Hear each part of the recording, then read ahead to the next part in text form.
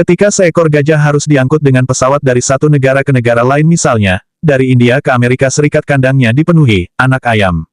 Ya, Anda tidak salah baca, anak ayam mungil. Mengapa? Karena, meskipun ukurannya besar, gajah sangat takut menyakiti. Karena alasan ini, ia tetap diam selama penerbangan, agar tidak berisiko menabrak salah satu dari mereka. Beginilah cara pesawat menjaga keseimbangannya. Dan ini juga merupakan bukti pertama dari sifat mulianya. Terpesona oleh perilaku ini, beberapa ilmuwan telah mempelajari otak gajah. Mereka menemukan keberadaan sel spindel, neuron yang sangat langka yang juga terdapat pada manusia.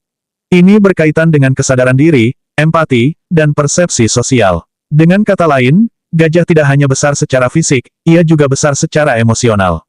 Telah merasakan, memahami, dan bertindak dengan kebijaksanaan yang hening. Leonardo da Vinci, yang sangat terpesona oleh alam, menulis tentangnya, gajah mewujudkan kejujuran, akal sehat, dan pengendalian diri. Dan ia menambahkan, telah memasuki sungai dan mandi dengan hikmat tertentu, seolah ingin menyucikan diri dari segala kejahatan. Jika ia menemukan orang yang tersesat, ia dengan lembut membimbingnya ke jalan yang benar.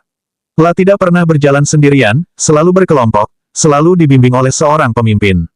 Telah rendah hati, telah kawin hanya di malam hari, jauh dari kawanan, dan sebelum kembali ke teman-temannya, ia mandi. Dan jika di sepanjang jalan ia bertemu kawanan, ia dengan lembut menggerakkannya dengan belalainya, agar tidak melukai siapapun.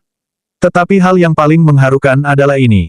Ketika gajah merasa ajalnya mendekat, ia menjauh dari kawanan dan pergi untuk mati sendirian, di tempat terpencil. Mengapa ia melakukan ini? Untuk menyelamatkan yang lebih muda dari rasa sakit menyaksikannya mati. Karena rendah hati, atas dasar belas kasih, atas dasar martabat, 3 kebajikan langka, makna di balik kisah anak ayam di kandang gajah. Kisah tentang anak ayam di kandang gajah selama penerbangan mungkin terdengar seperti dongeng, namun ia menyampaikan pesan yang kuat. Seekor makhluk besar bisa menjadi sangat lembut bila ia menghargai kehidupan yang lebih kecil. Gajah diam bukan karena takut akan keselamatannya sendiri, melainkan karena takut melukai. Sebuah alegori tentang kekuatan yang penuh kasih. Kecerdasan emosional gajah. Penemuan tentang sel spindel dalam otak gajah memberi dasar ilmiah untuk empati dan kesadaran diri yang ditunjukkan hewan ini. Sel ini juga ditemukan di manusia, paus, dan beberapa kera besar, makhluk dengan interaksi sosial yang kompleks dan kemampuan merasakan emosi secara mendalam. Kearifan Leonardo da Vinci. Da Vinci menggambarkan gajah bukan hanya sebagai binatang, tapi sebagai cerminan moralitas alam. Ia membantu yang tersesat. Ia menjaga privasi dalam cinta. Ia rendah hati dalam pergaulan. Ia menghormati kematian dengan cara menyepi. Semua ini mencerminkan nilai-nilai kejujuran, pengendalian diri, dan belas kasih. Pesan terakhir, kematian yang penuh martabat. Bagian paling menyentuh adalah tentang bagaimana gajah memilih untuk mati sendirian, menjauh dari kawanan demi mengurangi kesedihan yang akan dirasakan oleh yang ditinggalkan. Dalam diam dan keterasingan, gajah memberikan pelajaran tentang dignitas, kasih sayang, dan pengorbanan. Renungan. Cerita ini bukan hanya tentang gajah.